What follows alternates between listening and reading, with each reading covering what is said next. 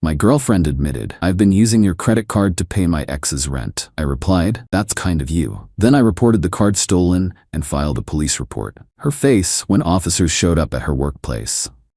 First off, I want to apologize for the novel-length post. But trust me, you're gonna want the details on this one.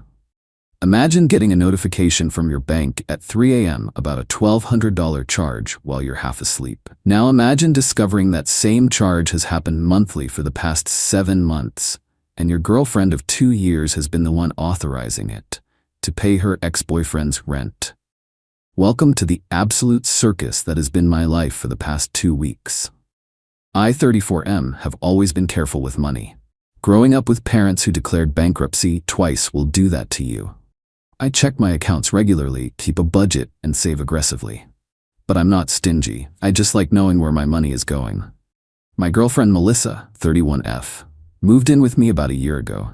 We met through a recreational volleyball league, hit it off immediately, and things progressed quickly. She's smart, ambitious, works in pharmaceutical sales, and has always seemed financially responsible. She drives a modest car, doesn't overspend on clothes or luxuries, and we split household expenses fairly.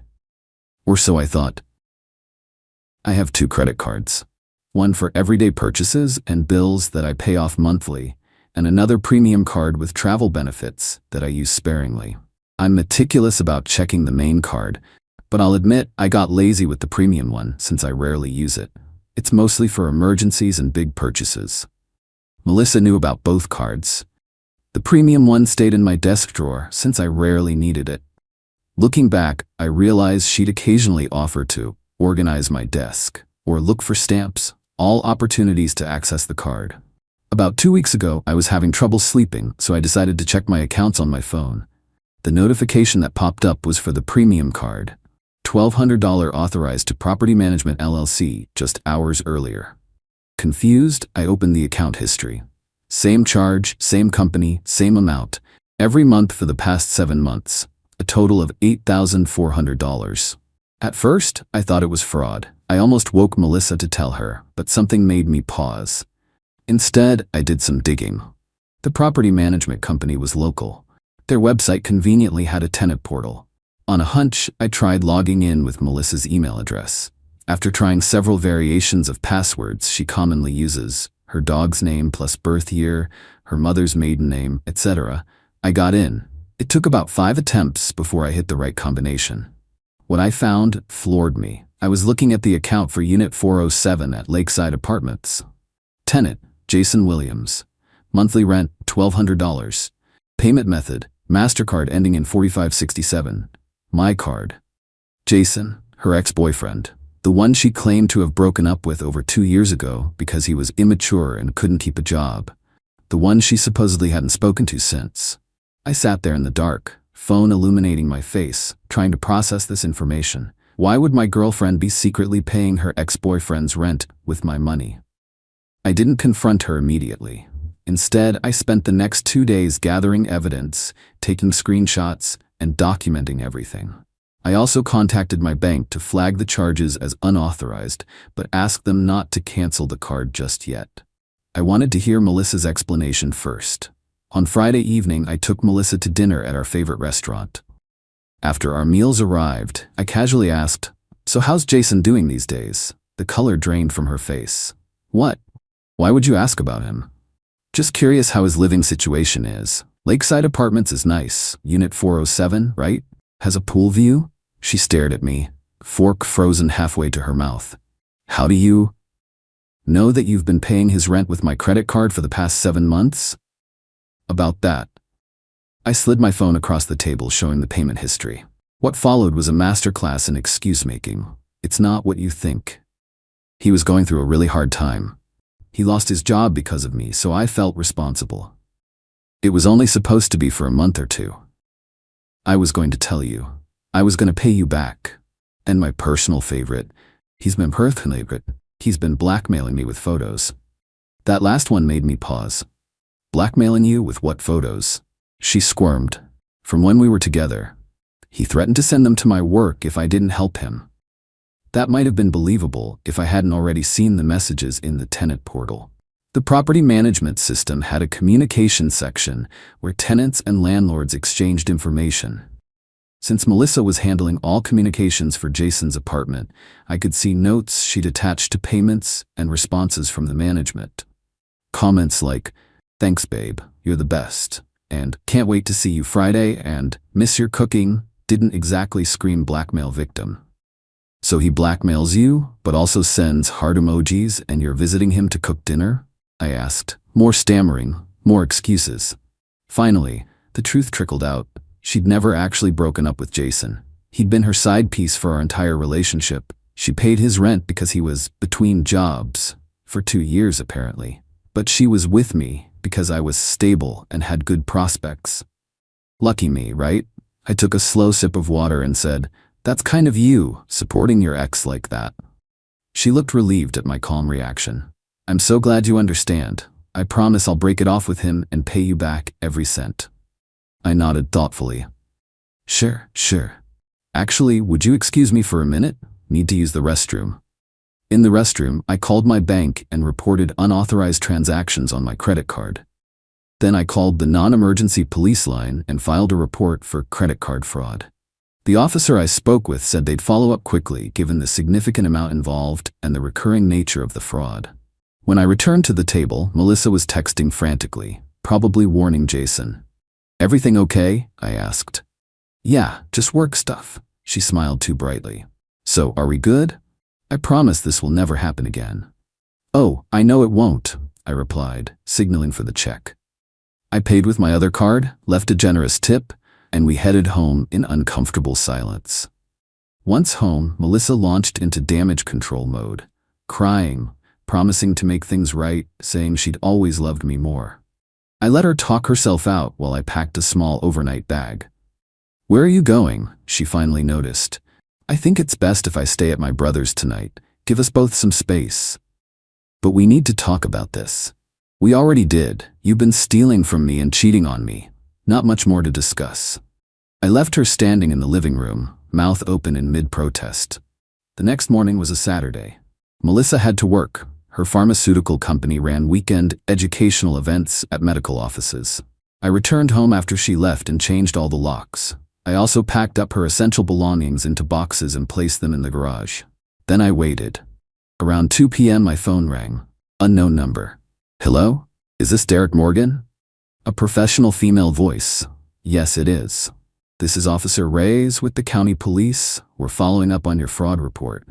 We have a few questions for Miss Melissa Chen. Our records show she works at Northside Medical Plaza today. Would you like to be informed when we speak with her?" "Actually, I was planning to stop by the plaza anyway to pick up a prescription," I said, which wasn't entirely untrue. I did need to refill something soon. "I understand," Officer Reyes replied. "Just to be clear, we normally handle these matters privately. But given the ongoing nature of the fraud and the fact that you share a residence, it's helpful to have you available for any immediate questions that might arise. We'll be there in about 30 minutes if you'd like to coordinate." I arrived at the medical plaza just before the officers. The educational event was in the main lobby. Melissa at a table with pamphlets, samples, and a banner for some diabetes medication. She was in full professional mode, chatting with a nurse when I walked in. Her smile faltered when she saw me, confusion crossing her face. That confusion turned to panic when 2 uniformed officers entered behind me. "Melissa Chen?" Officer Reyes approached her table. Melissa nodded, eyes darting between me and the officers. "We'd like to ask you some questions regarding unauthorized use of a credit card belonging to Derek Morgan." The nurse quietly excused herself. Other medical staff and patients in the lobby tried to pretend they weren't watching. "There must be some mistake," Melissa said, voice higher than normal. "Derek and I are together. I have authorization to use his card." I stepped forward. "Actually, officer, I never authorized her to use my card for any purpose, let alone to pay her other boyfriend's rent for 7 months. The look on Melissa's face was what I imagine someone looks like when they're simultaneously having a heart attack, stroke, and realizing they left the stove on. Pure terror mixed with disbelief. That's not. "Derek, tell them." Officer Reyes was impressively stoic. Miss Chen, we have documentation of payments made to Lakeside Apartments for Unit 407, registered to Jason Williams, using Mr. Morgan's credit card without his authorization. That's potential felony fraud. Melissa's pharmaceutical company banner collapsed as she stumbled backwards. A bowl of candy-colored stress balls promoting Glycinex scattered across the floor like tiny bouncing planets escaping her gravitational pull of self-destruction. I can explain everything, she insisted, voice trembling. You'll have that opportunity, the other officer said, but first we need you to come with us to answer some questions. They didn't handcuff her, which was mildly disappointing, but probably appropriate given she wasn't physically resisting. As they escorted her out, her eyes locked with mine. A silent plea for help mixed with fury at my betrayal. I just gave her a small wave and collected a green stress ball as a souvenir. The aftermath was both simpler and more complicated than I expected. Simpler because the evidence was overwhelming. My bank initiated an expedited investigation given the police report and Melissa's subsequent confession. They reversed all the charges due to the clear evidence of fraud. Melissa admitted everything during questioning. Jason, when contacted by police, claimed he had no idea the payments were coming from stolen funds, insisting Melissa had told him it was her card. Whether that's true or not, I don't really care. Complicated, because word spreads fast. By Sunday, our mutual friends were blowing up my phone. Half were supportive, half thought involving the police was extreme, and I should have worked it out privately. Apparently, some people think $8,400 in credit card theft is a couples counseling issue, rather than a criminal one. Melissa's pharmaceutical company suspended her pending investigation. Turns out companies that sell controlled substances frown upon employees with potential fraud charges. Her parents called me, somehow simultaneously apologizing for their daughter's behavior while also suggesting I was heartless for pressing charges. On Monday, my landlord helped me formally start the eviction process, though it wouldn't be necessary. Melissa's father rented a U-Haul, and under my supervision, they emptied her belongings from the garage and the few remaining items inside. She wasn't present. Apparently, she'd been staying with Jason, which surprised absolutely no one. She made a mistake, but she's not a criminal, her father said as they were leaving. Everyone deserves a second chance. This wasn't her second chance, I replied. It was her 94th chance, spread out over 7 months of deliberate theft. He had no response to that. Jason eventually contacted me through a mutual acquaintance, claiming he'd had no idea Melissa and I were still together, that she'd told him we'd broken up months ago, and she was just staying at my place temporarily while looking for her own apartment. Could be true. Could be bullshit. Either way, not my problem anymore. The prosecutor's office called last week. Given the amount stolen and the clear intent, they're pursuing felony fraud charges. Melissa has apparently hired a lawyer and is trying to negotiate a plea deal. The detective mentioned she's offering to pay full restitution in exchange for reduced charges. My take on that? Great. Take the money. Also take the consequences. Some people have suggested I'm being vindictive, that if she pays me back, I should drop the charges. But this isn't about the money. It never was. It's about someone I trusted completely betraying that trust repeatedly, methodically, over months. It's about her making a conscious decision, 212 days in a row, not to come clean. If someone steals your wallet, they're a thief. If someone steals your wallet every day for 7 months while sleeping in your bed, there's something else entirely. Last night, I received a handwritten letter from Melissa, delivered by her sister. 8 pages of tear-stained apologies, explanations, and pleas for forgiveness. She claims she's broken things off with Jason for real this time, that she started therapy, that she realizes now how much she truly loves me. I read it once, then filed it with all the other documentation. The strangest part of all this? I don't feel angry anymore. I'm not sad or heartbroken either. Mostly, I feel relieved, like I've put down a heavy backpack I didn't realize I'd been carrying. There's something clarifying about betrayal this complete. It leaves no room for what-ifs or second-guessing. My brother says I've handled it well, but I don't think that's true. A well-adjusted person probably wouldn't have shown up at the medical plaza to watch the confrontation. A mature individual might not have taken that green stress ball as a trophy. It sits on my desk now, a reminder that stress can be contained and managed, even when it explodes in a shower of pharmaceutical marketing materials across a medical lobby floor. But I am sleeping better. I've returned to the volleyball league where we met. I'm going to therapy myself, trying to understand why I missed or ignored the signs. And I check all my credit card statements weekly now, line by line, with the vigilance of someone who's learned an $8,400 lesson. If there's a moral to this story, I suppose it's this. Trust should be given freely, but verified regularly.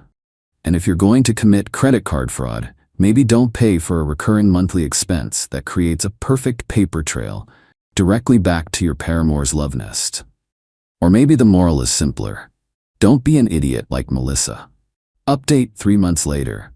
Many of you asked for an update, so here's where things stand 3 months after the pharma rep fraud fiasco, as my friends have taken to calling it. Legally, things resolved faster than expected. Melissa took a plea deal. Felony fraud reduced to misdemeanor theft, 2 years probation, full restitution, and 200 hours of community service. No jail time, which is fine by me. I just wanted accountability, not vengeance. She paid back the full $8,400 plus interest within weeks. Her parents helped, I'm told. The money went straight to my travel fund. I'm thinking Japan next spring. Cherry blossoms seem like a nice, symbolic fresh start. As for Melissa's career, the pharmaceutical company terminated her, but she's already found a new sales position with a medical device company. Apparently, her lawyer successfully argued that since the fraud wasn't related to her work responsibilities with controlled substances, it shouldn't permanently impact her career. Fair enough. Jason, the freeloading ex, got evicted from his apartment within a month after my card stopped paying his rent. According to mutual connections, he tried to move in with Melissa at her parents' house, where she was staying, but her father shut that down immediately. Last I heard, he's couch surfing and between opportunities again. The mutual friends who thought I overreacted have mostly come around, especially after learning the full extent of the deception. A few remain firmly in Melissa's corner, insisting she made one mistake. These people have been quietly relocated to acquaintance status in my life. My apartment feels different now, lighter somehow. I rearranged the furniture, replaced the bedding, and painted the living room a color the paint store calls new slate. The irony wasn't lost on me. Physical spaces hold emotional memories, but sometimes a few cans of paint can help reset things. The green stress ball still sits on my desk, though it's faded from handling. My therapist says keeping trophies from painful experiences can be either healthy or unhealthy depending on the meaning we assign them. For me, it's a reminder of resilience rather than revenge. Though I'll admit the memory of those bouncing across the medical lobby floor still makes me smile. Melissa has respected the no-contact order. Her sister reached out once to tell me Melissa is in therapy and working on herself. I wished her well and meant it. Whatever demons drove her to maintain a double life while systematically stealing from me are hers to exercise now. Dating again feels like a distant concept, but not an impossible one. Trust will come harder next time, but maybe that's not entirely bad. A healthy dose of verification alongside trust isn't cynicism. It's wisdom dearly purchased. If you're reading this and recognizing signs of financial infidelity in your own relationship, please know that confronting it sooner rather than later is always better. 7 individual months of $1,200 somehow felt less devastating than the cumulative $8,400 realization. And if you're the person thinking about using someone else's credit card to fund your secret life, remember that digital paper trails are forever. Stress balls bounce unpredictably, and pharmaceutical sales reps are not authorized to dispense justice. But sometimes they're present when it's served. My girlfriend announced, "I'm quitting my job to be an influencer. You'll pay for everything while I find myself." I replied, "Sounds like a plan." Then I cashed out her entire joint savings account to cover our rent for the year. She texted me from the airport lounge in Bali that her bank card wasn't working. I was at home looking at the bank receipt, showing where I'd spent the money from our joint account. $21,000, her half, all gone to prepaid bills. Let me go back 3 weeks to when this started. I got home from work on a Tuesday and found Cassie sitting on the couch with her laptop. She had that look, the one where she's already decided something and is just waiting to tell me. I'd seen it before when she made big announcements. This time felt bigger. She closed the laptop and said we needed to talk about her career. I sat down and listened. She explained that her job at the marketing firm was draining her soul, that she wasn't living authentically, that she'd been working with a life coach who helped her realize her true calling was content creation and being an influencer. I asked what kind of content. She said lifestyle content. Travel, wellness, daily routines. Her life coach told her she had the perfect energy for it. She just needed to commit fully. I asked about money. She said that's what she wanted to discuss. She was quitting her job to focus on building her brand. It would take 6 months to a year to really get established and start earning. During that time, I'd need to cover all our expenses. She'd contribute by managing the household and creating content.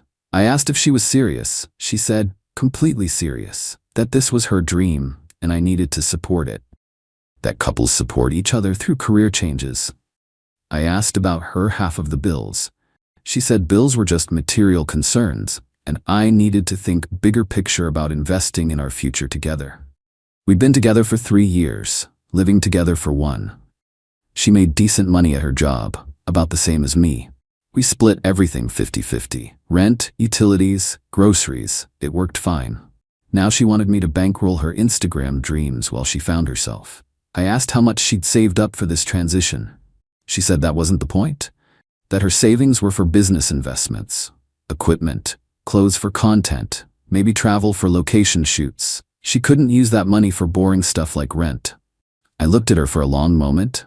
Then I said, sounds like a plan. She seemed surprised I agreed so easily. Asked if I was sure. I said, absolutely. Follow your dreams, I'd handle the finances. She hugged me and said I was amazing, that she'd make this worth it, that when she was successful, I'd see this was the right decision. That weekend, she quit her job. Posted something long on social media about choosing authenticity over security, about betting on herself. Her friends all commented with support. Lots of "you go girl" and "so proud of you" comments. Monday morning, while she was at a coffee shop planning her content strategy, I went to the bank. We had a joint savings account we'd opened about 18 months ago. The plan was to save for a down payment on a house eventually. We each put in $500 a month. She'd deposited about $12,000 when we opened it from her previous savings. I'd contributed about $9,000 over time. Current balance was around $42,000. The account was set up as joint with rights of survivorship. Both of us could withdraw without the other's signature. I pulled out $21,000, exactly half, had it transferred to my personal checking account, left $21,000 in the joint account. Then I started making payments.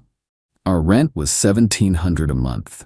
I contacted our landlord and asked if I could prepay rent for the year. He said absolutely. Loved the idea of guaranteed income. I wrote him a check from the joint account for $20,400, 12 months at $1,700. He gave me a signed receipt showing we were paid through the following November. Then I looked at utilities. Most companies have policies about prepaying. I called the internet provider. They let me prepay 6 months maximum. Paid $300 from the joint account. Electric company, same policy. 6 months max. Our average bill was about $90 monthly. Paid $540 total. Gas and water were similar. Each let me prepay up to 6 months. By the end of that Monday, I'd spent roughly $21,000 from the joint account, all on our shared expenses. Rent secured for a year, utilities covered for 6 months. Her half of the bills handled just like she wanted. I saved every receipt, every confirmation email, put it all in a folder on my computer and backed it up. Cassie came home that evening excited about her content strategy. She'd mapped out her aesthetic, ordered a ring light and a new phone gimbal.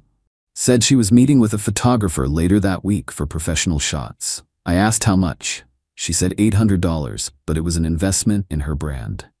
I said that sounded good. She seemed happy I was being supportive.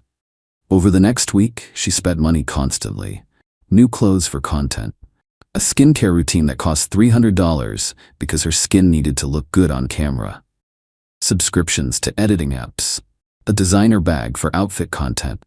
Every few days she'd mention something else she needed for her brand. I'd nod and she'd buy it from the joint account. 2 weeks after she quit her job, she announced she was going to Bali, said her life coach recommended it, that she needed travel content and Bali was perfect for her brand. Beaches, temples, wellness retreats. Very on brand, she said. I asked how long? She said 2 weeks. I asked how much? She said around 4,000 total. Flights, nice hotel, activities to film, all content investments. She'd pay from the joint account. I told her to have an amazing trip, that this sounded perfect for her brand.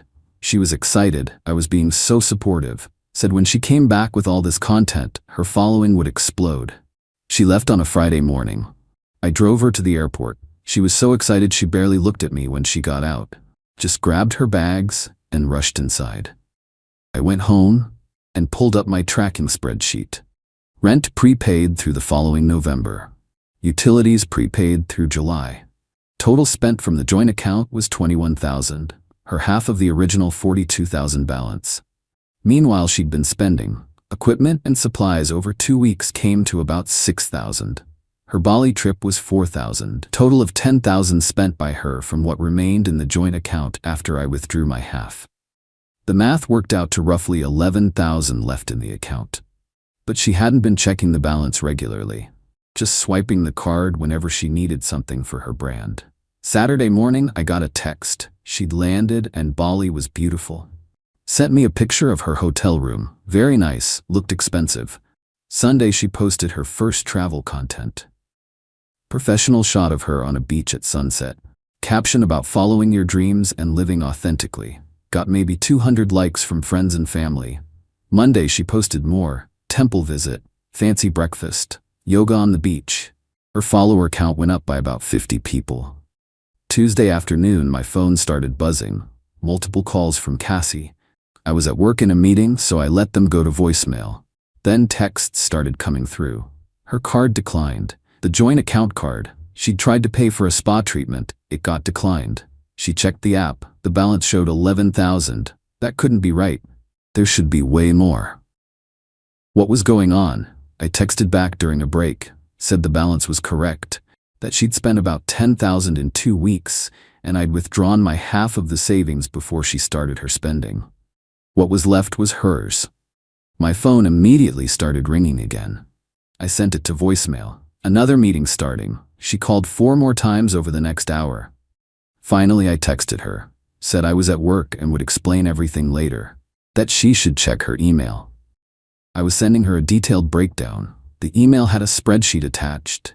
Every transaction from the joint account since she quit her job, her photography session, her equipment purchases, her new wardrobe, her skincare products, her software subscriptions, her Bali trip expenses.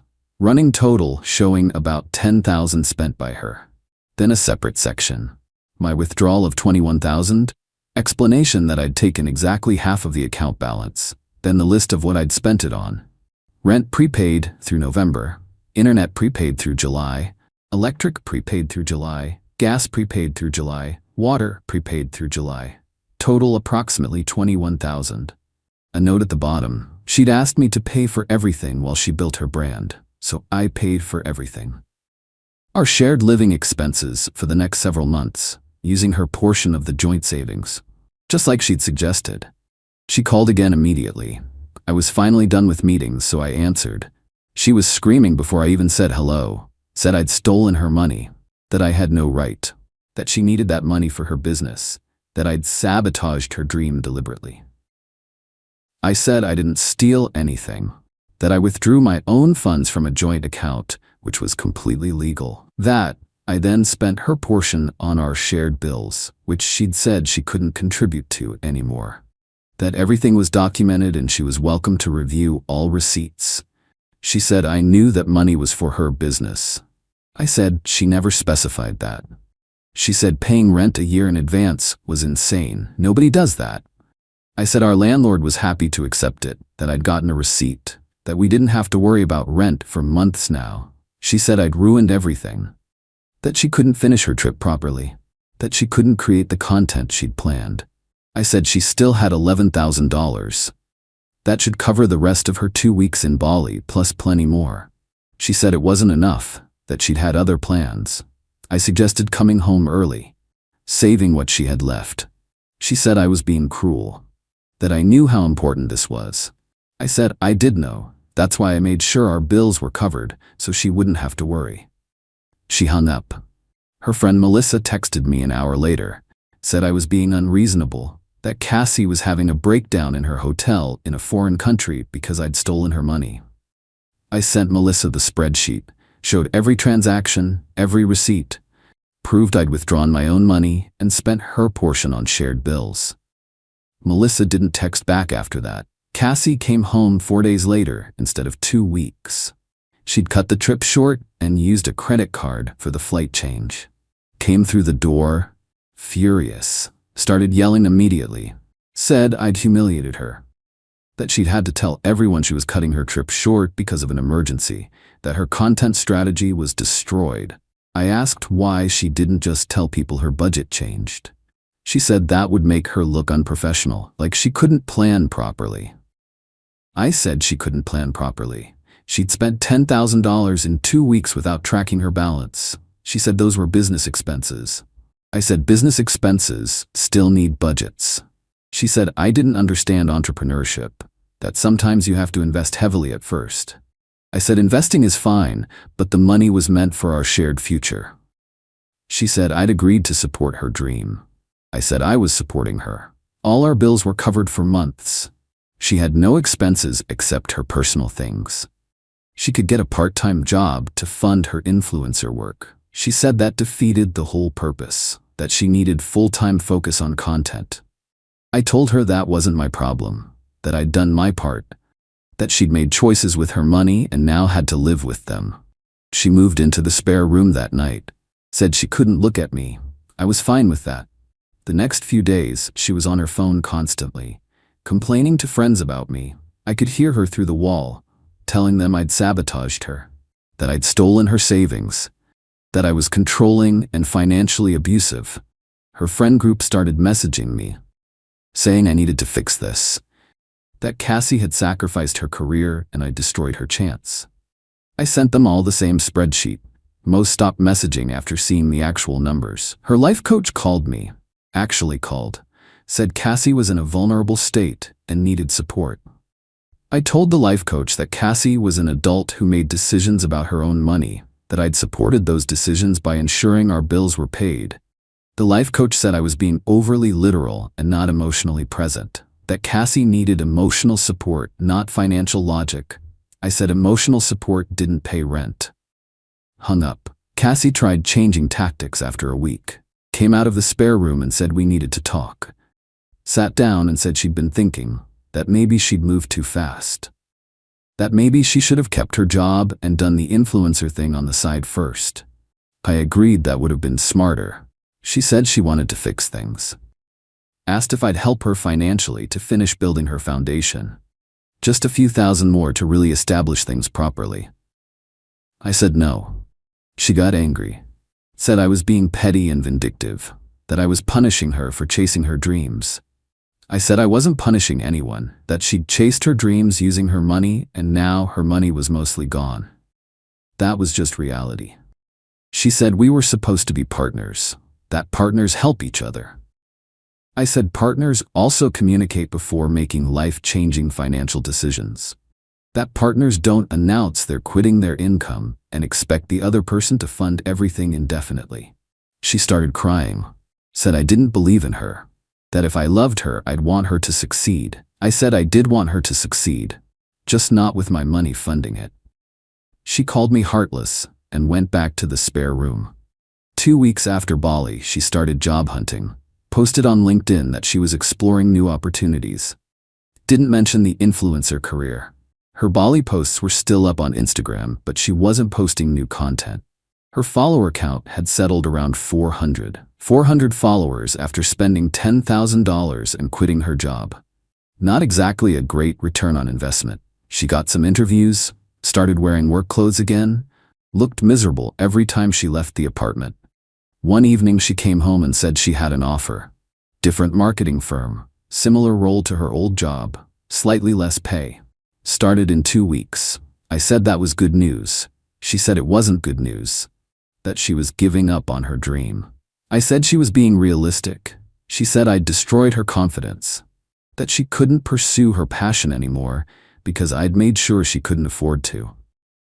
I reminded her she'd spent $10,000 in 2 weeks, that even if I hadn't touched the money, she'd have burned through everything in a few months anyway. She said that was different, that she'd have had time to start monetizing. I said 400 followers wasn't monetizing anything. She didn't have a response to that. She moved out 6 weeks after the Bali trip. Said she couldn't stay with someone who didn't support her. Got an apartment with 2 roommates. Took all her stuff, including the ring light and equipment she'd bought. I helped her move because I'm not a complete jerk. Her last words to me were that she hoped I was happy with myself, that I'd crushed her dreams to prove a point. I said I'd proved that bills need to be paid regardless of dreams. She slammed the door. That was 4 months ago now. I still have the apartment, still have another 8 months of prepaid rent. The utilities are still prepaid. I'm saving a ton of money since I'm not splitting bills with anyone. Cassie's Instagram is still active, but she barely posts. Last thing was 3 weeks ago. A quote about rising from setbacks, got 40 likes. Her bio still says content creator but also lists her marketing job. Her friend Melissa sent me a message last month, said Cassie was struggling with her roommates and money was tight, asked if I'd consider helping her out. I said no. Melissa said I was cold. I said Cassie made her choices. Melissa blocked me. I ran into Cassie's life coach at a coffee shop a few weeks ago.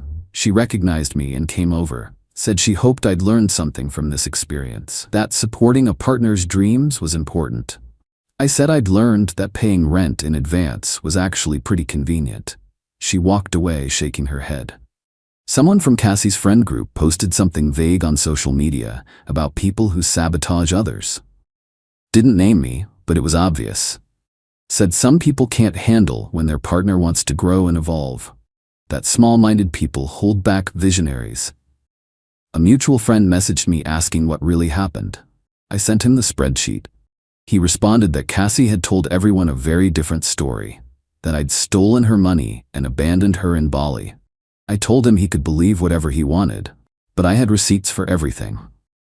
He said the receipts showed I'd technically done what I said, but it was still a jerk move. I asked him if he'd be cool with his girlfriend quitting her job and expecting him to pay all her bills indefinitely while she became an influencer. He said that was different. I asked how. He stopped responding. My brother thinks it's hilarious. Says I should have just broken up with her when she announced the plan. I said this way was more educational. He says I'm petty. Maybe true. My mom asked what happened with Cassie. I gave her the overview. She said I could have handled it differently, that I should have just said no directly.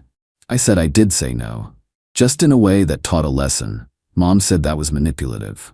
Possibly, but it worked. Would I do it again? Probably yes. Could I have just ended things when she quit? Sure. But then she'd spend years telling everyone I didn't support her dreams, that I killed her chance at success. This way she spent her own money on her dream. I protected mine. And when it collapsed, she couldn't really blame me. Well, she tried, but anyone looking at the numbers could see what actually happened. The apartment is peaceful now. No ring lights in the living room, no content planning sessions at the kitchen table, no talk about authentic living while expecting me to bankroll it. I started seeing someone new a few months ago. She has a regular job she enjoys. Makes her own money. Pays her own way. When I told her about Cassie on our 4th date, she laughed and said that was wild. Said she couldn't imagine asking someone to fund a career that didn't exist yet. I said I couldn't imagine asking either. We're doing well. Cassie texted me 2 weeks ago. Said she'd been reflecting on everything, that she understood now why I did what I did. That she'd been unrealistic and unfair, that she should have planned better. Almost sounded like an actual apology. Then she asked if I'd consider trying again, that she'd learned from her mistakes, that she was more grounded now, more practical. I didn't respond. Some people don't get second chances. My rent goes back to normal next month. $1,700 like always. My utilities are just regular billing now. My savings are growing since I'm not splitting costs. Things are good. Sometimes I check Cassie's Instagram out of curiosity. Still says content creator in the bio. Last post was 10 days ago. A selfie with a generic caption about perseverance. 29 likes. That $10,000 investment really paid off.